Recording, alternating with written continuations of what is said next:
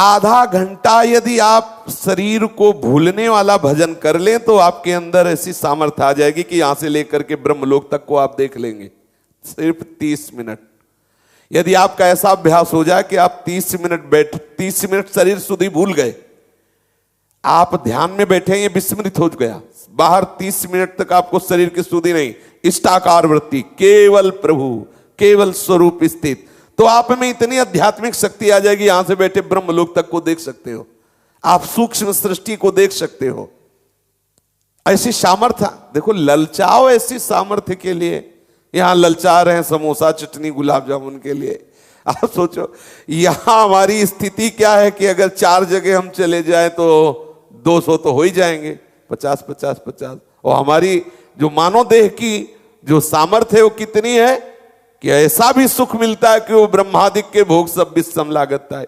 वो ना ब्रह्म पद चाहता है, ना सम्राट पद चाहता है, ना रसातल की वो कोई सुख चाहता है, ना योग की सिद्धियां चाहता है। कैसा अद्भुत सुख प्रदान करता है ये मानव देह जो साधन परायण है। बाबा कह रहे हैं अगर 30 मिनट तक के लिए आप शरीर भूलने वाली साधना कर लेगी, इतना नाम में डूबे कि 30 मिनट तक होश ही नहीं, तो आपके सामने ये सूक्ष्म सृष्टियां प्रकाशित हो जाएंगी। देखो पूज्य भाई जी महाराज की ऐसी दशा थी कि 20-20 घंटे होश नहीं तो कहां थे, नित्य लीला में, प्रिया प्रीतम की दिव्य लीला। ये सब माया जलित लीला नहीं, प्रिया प्रीतम की लीला, श्यामा श्याम की अद्भुत लीला में आपने स्पष्ट अनुभव किया कि स्वभाव और शौक, इस पर विजय प्राप्त करे साधक। शौकीनी, खान पान, पहनना ओढ़ना व्यवहारिक, और स्वभाव, इन 2 पर विजय प्राप्त करे साधक। शौकीनी नहीं होनी चाहिए और स्वभाव नहीं बिगड़ना चाहिए। जैसे काम क्रोध आदि जिससे बिगड़ा हुआ स्वभाव, इसको ठीक करें। अगर स्वभाव नहीं बदला, यह जो परे मोय सहज स्वभाव सी हरिवंश नाम रस चाओ, अगर स्वभाव नहीं पड़ा भगवत चिंतन का, भगवत भजन का, तो फिर ठीक अभी साधना नहीं हो रही। आपके अंदर ये खाने को मिलना चाहिए, पहनने को मिलना चाहिए, देखने को मिलना चाहिए, ये शौकीनी, अगर ये अंदर से चाह है तो अभी क्या साधना हुई है। आपकी मुट्ठी में होना चाहिए ये बातें, सहजावस्था, कोई भी विषय महत्व न रखे आपके चित्त में, कोई भी विकार आपको हिला न सके, ऐसे होना चाहिए। बाबा कह रहे हैं अभ्यास, देखो नए शरीर वाले साधक को आसन का अभ्यास जरूर करना चाहिए। जो वृद्ध हैं, जिनका शरीर काम नहीं कर रहा, उनको विशेष दृष्टि नाम पर रखनी चाहिए, शरीर कैसे भी हो। लेकिन जो नवीन साधक हैं, उनको नाम जपते हुए, मंत्र जपते हुए सीधे बैठना, आसन पर बैठना। आपका जो स्वप्न दोष आदि, जो वीर संबंधी दोष, जो मन की चंचलता संबंधी दोष, ये सब शांत हो जाएंगे। आप शांत भाव से बैठना सीखें। आप हल्का आहार करके और आप ब्रह्मचर्य रहते हुए जब शांत भाव से बैठने की चेष्टा करेंगे, वीर ऊर्ध्वगामी हो जाएगा, आपकी वायु शरीर की पच जाएगी। आसन में जितनी देर बैठे उसके 30 मिनट में कुछ खाए पिए नहीं, वायु बिगड़ जाएगी। गंभीरता पूर्वक आप साधन में लगे, कुछ ही दिनों में शरीर, आप 2-4 घंटे बैठना तो एक साधारण सी बात है, साधारण सी बात। महापुरुष जन 18-18 घंटे एक आसन पे बैठे, 18 घंटे एक आसन पे। देखो बाबा के लिए आया, कई वर्ष बाबा लेटे ही नहीं। अभ्यास है, आप जैसा अभ्यास कर लें। नौजवान साधक है, आसन में बैठे, बोले यहां दर्द करता है, यहां दर्द करता है, वायु है, थोड़ी देर बाद पच जाएगी, शून्याकार स्थिति आने लगेगी, आसन हो। और ये नहीं कि किसी संप्रदाय वाली बात हो, आसन में बैठना भजन करना है तो हर संप्रदाय के लिए। बोले हमारे संप्रदाय में नहीं, ऐसा तो हमने कहीं नहीं सुना। भगवत भजन करने के लिए संप्रदायवाद की आड़ मत लीजिए, चाहे सहचरी भाव के हो, चाहे सखा भाव के हो, सबकी बात भजन है। देखो प्रबोधानंद पाद सरस्वती जी जब परमानंद दास जी को मिले तो सुबह से शाम तक एक ही आसन में बैठे थे। वो निरंतर प्रिया प्रीतम की लीला चिंतन। श्री बिहारी देव जी 3 दिन 3 रात एक ही मुद्रा में थे, होश ही नहीं था। ये अब शरीर में हिलन डुलन चलन, और हमारा मन क्षुब्ध, प्राण क्षुब्ध, हमारा ब्रह्मचर्य, तो कैसे आगे बढ़े। नौजवान साधक जो है वो धैर्य पूर्वक आसनों पर बैठने का जरूर अभ्यास करे, इससे हमें बड़ी सहायता मिलेगी। पूज्य श्री बाबा जी के तप की प्रशंसा, भजन शैली की प्रशंसा, तो एक महात्मा को ईर्ष्या हुई, उन्होंने कहा हम कोई उड़िया बाबा से कम है क्या, और हम भी शुरू करते हैं। तो चंद्रायण व्रत शुरू किया, आसन पे बैठना शुरू किया। अभी 10-15 दिन हुए, फिर चिल्ला पड़े कि वो हमसे नहीं रहा जाएगा, उड़िया बाबा मार डाला हमको ऐसे करवा के। हाँ बोले हमसे ये सब नहीं हुआ होगा। तब बाबा ने कहा देखी देखा साधे जोग, छीजे काया बाढ़े रोग, अपनी सामर्थ्य के अनुसार चलो। हाँ ये सब महापुरुष जन जो हमें बता रहे हैं, हमें अपनी दिनचर्या ऐसी बनानी है। लेकिन आज से सोचे कि हम चंद्रायण शुरू कर दें, एक कवल खा के 18 घंटा हम बैठे रहे, अपने हिसाब से चलिए। ये तो सब महारथी जन है, महापुरुष जन है, इनकी आज्ञा पालन कीजिए। और ऐसा सब कोई उड़िया बाबा थोड़ी बन जाएगा, सब कोई उस प्रेम रस या आत्मरस में डूबना उसी में है, लेकिन हम अपने अनुसार साधना करें, देखा देखी ना करें। महाराज जी हर समय समाधि में लीन रहते, पलक गिराने की भी शुद्धि नहीं रहती, एक कौर मुख में रखना भी अच्छा नहीं लगता, एक सेकंड की भी बहिर्मुखता सहन नहीं होती। अब स्वभाव से खाना पीना, अन्न ग्रहण करना ये सब छूटता गया। स्वाभाविक हर समय अंतर्मुख, हर समय ध्याना आहार में तन्मय रहते। समाधि निष्ठा की चरम सीमा बाबा में जागृत हो रही थी। महापुरुषों ने करके दिखाया है। एक भक्त बाबा के पास गए और बोले बाबा मेरा अनुभव है कि जो आपके समीप रहेगा वो परम सुखी हो जाएगा।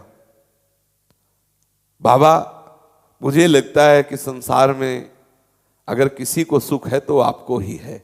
बाबा की मुद्दा। बाबा बोले हाँ ये मैं कह सकता हूं कि मैं बहुत सुखी हूं।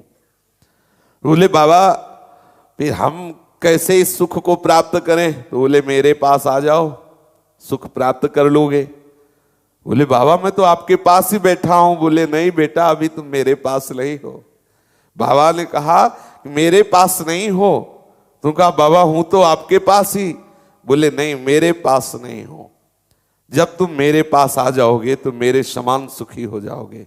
मेरे पास आने के लिए जिह्वोपस्थ सुख भ्रमम त्यज मनः पर्यंत दुखे क्षणात् पारुष्यम मृदु भाषणात् त्यज वृथालाप श्रमम मौनतः दुस्संगम त्यज साधु संगम बलात् गर्वम तु भंगे क्षणात् निंदा दुख मनिंद देव मुनिभिर निंदा कथा संस्मृते। संपूर्ण विषयों में दुख बुद्धि कर लो अगर मेरे पास आना है। मेरे पास कैसे आओगे? संपूर्ण विषयों में दुख बुद्धि कर लो और दो पर विजय प्राप्त करो, जिह्वा और जनेन्द्री उपस्थेंद्री। इन दो बस इन्हीं पर विजय प्राप्त करना और तो सब परास्त हो जाएंगे। ये दो ही साधक को नष्ट कर देती है। अच्छा अच्छा खाने को मिले और जनेन्द्री संबंधी चेष्टा। इस भ्रांति को त्याग दो कि रसेंद्री का कोई भी सुख है और जनेन्द्री का भी कोई सुख है। इसको छोड़ दो। मधुर भाषण बोलो, कठोर भाषण मत बोलो। नहीं बोलना आता मौन हो जाओ। अगर आपको सत्य हितकर मृदु बोलना नहीं आता तो आप मौन हो जाइए। संत समागम के द्वारा कुसंग दुसंग पर विजय प्राप्त कर लीजिए। कभी भी अपमान कोई भी कर सकता है, इसलिए अभिमान मत करिए। संसार बड़े बड़े भगवत अवतारों की भी निंदा करता है, इसलिए तुम्हारी भी निंदा करेगा। पहले से निश्चय कर लीजिए कि मैं निंदा से क्षुभित नहीं होऊंगा तो तुम मेरे समीप आ जाओगे। यह है महापुरुषों के समीप पहुंचने का उपाय। किसी भी विषय को सुख बुद्धि से मत देखो। रसेंद्री और जनेन्द्री के भोगों को मत भोगो। कठोर भाषण झूठ बोलना त्याग दो। नहीं आता तो मौन हो जाओ। संत समागम के द्वारा कुसंग का त्याग कर दो। अपमान बड़े बड़ों का होता है, इसलिए अभिमान मत करो। तृण से नीचे बनो। और निंदा बड़े बड़ों की, भगवत अवतारों की भी लोग करते हैं, इसलिए स्तुति में मत फंसो। एक ना एक दिन तुम्हारी भी निंदा होगी। चुपचाप पहले से तैयार हो जाओ निंदा के दुख को सहने के लिए, तो तुम हमारे समीप पहुंच जाओगे। आपने सुनाया कि मैं जब कृष्णचंद्र की पाठशाला में पढ़ाता था तो वहां के विद्यार्थियों ने रसोइयों को इसलिए पीटा था कि वो खिचड़ी बना के नहीं दी थी। उसी समय हमने गांठ बांध ली थी कि जीवन में कभी जिभ्या का स्वाद नहीं लेंगे। ये जीवन में कभी जिभ्या, और जिसने जिभ्या के स्वाद को रोक लिया वो सबको वश में कर लेगा। रसेंद्री को अगर आपने अपने वश में नहीं किया तो जनेंद्री को वश में कर ही नहीं सकते, नहीं कर सकते। चाहे जितने आप आसन में बैठो, चाहे जो कुछ करो, रसेंद्री अगर यहां से डालना बंद नहीं करोगे ना तो फिर आगे कुछ नहीं। उचित सात्विक नीरस भोजन तो सरस चिंतन, अद्भुत अद्भुत चमत्कार आपके जीवन में आएंगे। लेकिन ये अच्छे अच्छे पदार्थ खाने की प्रवृत्ति छोड़ दीजिए। जब आप बिल्कुल अनुभव की बात है, एक दिन ये भंडारा पा के देखिए, बढ़िया गुलाब जामुन और ये सब, और एक दो दिन माधुकरी पा के देखिए तो आप देखेंगे आपका चिंतन कैसा हो। हर वस्तु अपना प्रभाव रखती है। एक पत्ती ही तो है भांग गांजा, पत्ती ही तो प्राकृतिक पत्ती है। भांग है, गांजा है, चरस है, अफीम है, ये सब उसी से पैदा होते हैं, प्रकृति से ही पत्ती है ये। आप देखो इतनी पाते हैं और झूमने लगते हैं नशे में। ऐसे ही हर अन्न में, हर पदार्थ में अपना प्रभाव है, किस तरह का कमाया हुआ, कैसा कैसा। तो जहां आप मीठा और सब पकवान पाएंगे तो आपके अंदर रजोगुण बढ़ेगा, रजोगुण बढ़ेगा तो भोग वासना बढ़ेगी, आप ब्रह्मचर्य या संयम से रह ही नहीं सकते। इसलिए बहुत भोजन पर ध्यान दिया जाए, सात्विक भोजन। जिते रसम जितम सर्वम जिभ्योपस्थ जयो धृति ही। जो रसेंद्री को जीत लिया वो सब विजय प्राप्त कर लेगा। जो रसेंद्री और जनेंद्री पर संयम प्राप्त किए उसने विश्व को जीत लिया, वो धृतिवान, वो सच्चा धैर्यवान है। रसेंद्री और आप यदि जनेंद्री का प्रयोग न करें तो कुछ दिन बाद आप इस पीड़ा से मुक्त हो जाएंगे। किसी भी तरह से जनेंद्री सुख का प्रयोग न करें तो आप देखें कुछ दिनों के बाद आप शांत हो जाएंगे। आपका हृदय बिल्कुल उस विषय में खिंचाव ही नहीं करेगा। आपने एक दिन ज्ञानाश्रम स्वामी जी के यहां देखा था कि स्वामी जी ने रात को दूध नहीं पिया तो सुबह उनका शौच क्रिया ठीक नहीं हुई। तो उसी समय निश्चय किया कि जीवन में कभी भी मैं कोई ऐसा नियम स्वीकार नहीं करूंगा कि रोज शाम के दूध पीना है, रोज चाय पीनी है, रोज ऐसा करना जिससे मुझे कभी किसी वस्तु की याद आवे। ऐसे अपनी दिनचर्या कभी नहीं रखेंगे। बाबा ने जीवन में नियम लिया था कि कोई हमारी दिनचर्या में ऐसा नहीं होगा जिससे कभी ऐसा लगे कि यार दूध नहीं मिलेगा तो पेट नहीं साफ होगा, वो वस्तु नहीं मिलेगी तो हमारा आज काम नहीं चलेगा। ऐसा नहीं होना चाहिए। ये सब शरीर धर्म है। ऐसा नियम बना लो, ऐसी दिनचर्या बना लो, प्रारब्धवशात जो मिले बस उतने से ही काम। कभी ऐसा लगे कि शौच आदि नहीं तो आंवला त्रिफला आदि रखो, पा लिया। स्वाभाविक दूध मिले तो दूध ले लिया, नहीं 2 दिन नहीं मिला तो उसकी हमें चिंता ना हो, उसकी आवश्यकता ना हो। ऐसी दिनचर्या हमने देखा संतों को, चाय मिली तो 1 जग पी गए, 1 जग भर करके, अब पी गए, मीठी है, पेट भर लिया, खत्म खेल। नहीं मिली तो महीनों याद नहीं आई कि ऐसा नहीं कि अब चाय नहीं तो सर दर्द कर रहा है, बड़ी परेशानी हुई। साधक को, जवान साधक को, वृद्ध शरीर तो जैसी श्री जी की इच्छा, जवान साधक को ऐसी दिनचर्या रखनी चाहिए। कोई भी अपनी दिनचर्या में ऐसी वस्तु नहीं होनी चाहिए जो हमें याद आवे, जिसके बिना हम बेचैन हो जाएं। बाबा कहते साधक होकर के इस शरीर को सजाना मतलब पाखाने को सजाना है। पूज्यपाद सूड़िया बाबा कहते पाखाने को सजाना है। अरे संसार के सत्यत्व, नित्यत्व, रमणीयत्व को ही मिटाने के लिए तो तुम साधक हुए हो। संसार किन भोग सत्य है, संसार बड़ा रमणीय है, बड़ा सुंदर है, इसी बात को मिटाने के लिए तो तुम साधक हुए हो। और इसी में तुम अरे त्याग पूर्वक भजन करो। भजन में, भगवत विचार में, भगवत मार्ग में, यही मिटाने के लिए, शरीर संसार के राग को मिटाने के लिए आए हो। निरंतर अभ्यास करो वासना रहित होने का। आजकल साधक केवल शास्त्र पढ़ते हैं और दूसरों से शास्त्रों की बातें करते हैं। हृदय अशांत वासना से युक्त रहता। क्या हुआ शास्त्र स्वाध्याय? पूज्य स्वामी श्री नारदानंद सरस्वती जी महाराज नैमिषारण्य के वो जब सत्संग कराते थे तो उनका नियम था, सत्संग अगर 2 घंटे का है तो उसके बाद 2 घंटे आपको समय देना होगा एकांत में। सत्संग के तुरंत बाद, वो बहुत जंगल है, तुरंत बाद निकल जाइए, अलग अलग लताओं के नीचे बैठिए और 2 घंटे चिंतन कीजिए जो सत्संग में सुना, सार सार बातें अपने जीवन में उतारिए। ये नहीं सत्संग सुना, बातें दूसरों से करते हुए निकल गए, सत्संग में क्या सार बात आई वो अपने जीवन में उतार नहीं पाए। ठीक है, शास्त्रों का पढ़ना अच्छा है, ना पढ़ने से अच्छा है, लेकिन यदि शास्त्रों का मनन करके आपने जीवन में नहीं उतारा तो शास्त्र अभ्यास का मतलब क्या हुआ? शास्त्रों के स्वाध्याय का फल क्या हुआ? अगर तुम्हारी वासना नष्ट नहीं हुई तो शास्त्र स्वाध्याय सत्संग किस काम में आया? मरने के पश्चात तो कुत्ता बिल्ली भी मुक्त हो जाते हैं शरीर और शरीर की वासनाओं से। साधक तो वही जो जीते जी मर जाए, जीते जी वासना को मिटा दे, जीते जी परम पद में स्थित हो जाए, वही साधक है। यह विषय की महान शक्ति बड़े बड़े ज्ञानी भक्त और विद्वान को भी भ्रष्ट कर देती है, इसलिए सावधान रहना, कभी अभिमान मत कर लेना कि मेरा विषय क्या बिगाड़ सकता है। बड़े बड़े ज्ञानी विज्ञानियों को भी देखो, मछली के मैथुन को देख के महाराज जल समाधि में बैठे हुए, जल को स्तंभित करके वहां समाधि में बैठे हुए महाराज सौभरी जी, मानधाता महाराज के 50 पुत्रियों से ब्याह किया। बहुत सावधान रहने, बाबा कह रहे हैं ये विषय की शक्ति महान है, ये ज्ञानी भक्त और विद्वान सभी के हृदय में क्षोभ पैदा कर देती है। सावधान रहो, विषय का सानिध्य ही बर्दाश्त मत करो, विषयों का सानिध्य ही बर्दाश्त मत करो, कभी भी भ्रष्ट हो सकते हो। विषय चिंतन मत स्वीकार करो, जो इंद्रियारामी है, विषयी है, ऐसों का संग त्याग कर दो, अनासक्त रहो। मैं सिद्धांत की बात कहता हूं, तुम विषय से कभी हारना नहीं, हर वक्त विषय पर विजय पाने के लिए उत्साहित रहो। गिर भी जाओ तो भी खड़े होकर के वीर बनो, उसे जीतो। विषयों की ओर से सावधानी रखो, कभी असावधान मत हो। सर्वदा भगवदाकार वृत्ति रखो और विषय और विषयी पुरुषों से दूरी बना के रखो। तुम्हारा शरीर प्रारब्ध के अधीन है, उसकी आवश्यकता प्रारब्ध देगा या प्रभु देंगे, तुम्हें उसकी चिंता नहीं करनी।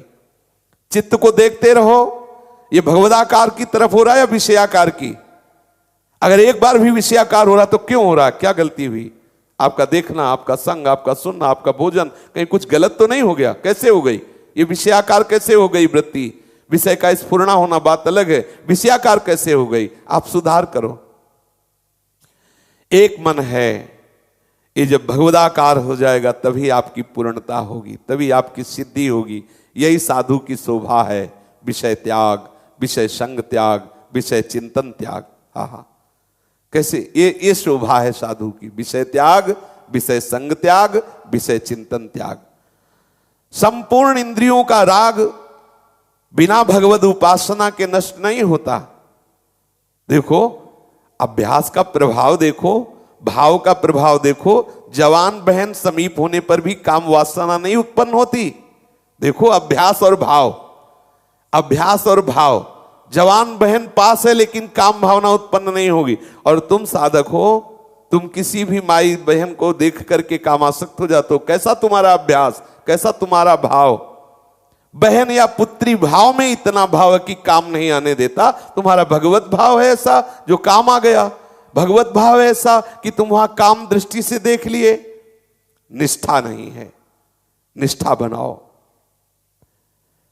आप सबको यही बार बार समझाते थे, चाहे आंखें खुली रखो चाहे आंखें बंद रखो, आवश्यकता है अंदर के चिंतन की। आपका चिंतन ठीक होना चाहिए। नित्य प्रति आपकी जो दिनचर्या, लौकिक कार्य हो या पारलौकिक कार्य हो, आपका चिंतन ठीक होना चाहिए। विचार का जब तक उदय नहीं होता तब तक विशुद्ध ज्ञान नहीं होता। आपकी आसक्ति इष्ट देव में होनी चाहिए, विषयों में नहीं। सभी प्रकार के साधकों के लिए मैं आज्ञा करता हूं कि आसन की स्थिरता ही तुम्हारे चित्त को निसंकल्पता पर पहुंचाएगी। ये बहुत जरूरी, बहुत जरूरी। 24 घंटे में कुछ घंटे आसनों पर बैठने का अभ्यास करो। सुखासन में, पद्मासन में, सिद्धासन में शांत बैठ करके अपने इष्ट का मंत्र, इष्ट का नाम, इष्ट के रूप का चिंतन करने का अभ्यास। देखो, नौजवान साधक हो, आप बैठ सकते हो आराम से। सही दर्द करा उस समय असंग होइए, उसी समय भावना कीजिए मैं शरीर नहीं हूं, ये दर्द एक भ्रम है, ये मेरे में नहीं है। धीरे धीरे धीरे धीरे आप देखोगे वो चिंतन खत्म हो जाएगा दर्द का, और आप इष्टाकार, मंत्राकार, भगवदाकार होने लगेंगे। और जब होने लगेंगे तो ऐसा स्वाद मिलेगा, फिर कहना नहीं, फिर तो चलते फिरते भगवदाकार रहेंगे। आप थोड़ी देर अभ्यास करने लगे तो धीरे धीरे फिर ऐसा अनुराग बढ़ता है, नशा चढ़ता है। सच्ची मानिए, नशा चढ़ता है। एक समय होता है, पीछे था कि जैसे 3 बजे स्नान करके 4 बजे से आसन में बैठ जाते थे, तो 3 बजे स्नान करते ही जैसे किसी को भांग का नशा चढ़ता है, ऐसे नशा चढ़ता था आंख मूंदने का। आंखें मूंदने लगी, अपने आप वृत्ति समाहित होने लगी। अगर किसी से बात करना है तो खड़े खड़े चित्तवृत्ति लीन होने लगी। बलिहारी है अभ्यास की, आप अभ्यासरत रहें। पूज्य बाबा कहते कि शरीर में जो भारीपन है वो वायु और कफ के बढ़ने से है। जब आप आसनों में बैठोगे तो आपके शरीर में एक शक्ति पैदा होगी जो आपके वायु और कफ को पचा देगी, शरीर हल्का हो जाएगा।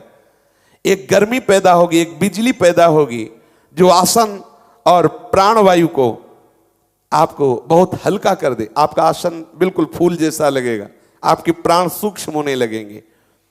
शरीर से जैसे आसन में बैठे हो ऐसे हिलना बार बार, तो बिजली क्षीण हो जाती है।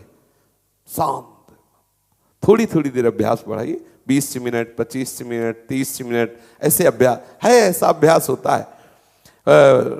प्रायः 45 मिनट के बाद भीषण दर्द शुरू होता था, वो अभ्यास के समय। 10-15 मिनट का युद्ध है। 10-15 मिनट बाद एक शून्यता सी, फिर थोड़ी चींटी सी काटना ऐसे प्रारंभ, एकदम फिर शांत हो गया। बस फिर तो सुन, बैठे रहो 2 घंटे, 3 घंटे, 4 घंटे, जब तक लघु शंका का ऐसा वेग ना आ जाए। तब देखा है शांत, एकदम बड़ा आनंद, अंदर से एक अद्भुत आनंद।